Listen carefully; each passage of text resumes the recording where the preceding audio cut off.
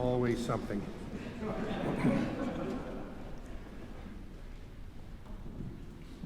So it's Christmas morning. Amazing. It always gets here so fast. Susan has heard me say, probably as long as we've been married, that on Labor Day, when Labor Day comes, I say, well, only 2 weeks until Christmas. And that's how it feels. It's just like this rush from that day to this day. So, for all of us, we've been through a busy time, all the preparations, which differ for each of us, but make up for a pretty hectic season, for sure. And so it's important that we try to find some ways to connect in the busyness. So one thing is, for me at least, is the little things that conjure up my childhood experiences. Remembering the feeling that something magical, something wondrous was going to happen. And that's okay. That's okay. That sense of wonder and awe is so important to the faith that we have, because our faith is rooted in that kind of experience. And that leads me to the second thing. And that's what we just heard this morning in the gospel. John's mystical evocation of the central mystery of our faith.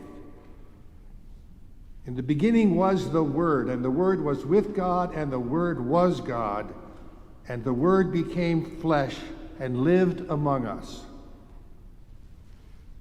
Interesting. On this morning, at this service, there's no Christmas narrative.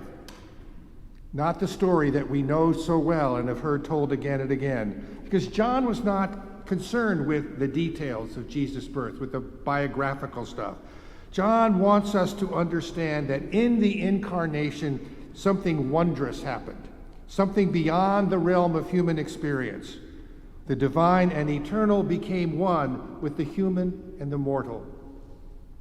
This is not easy to understand. When I was in seminary, I took an entire course on John and only began to grasp what this was about.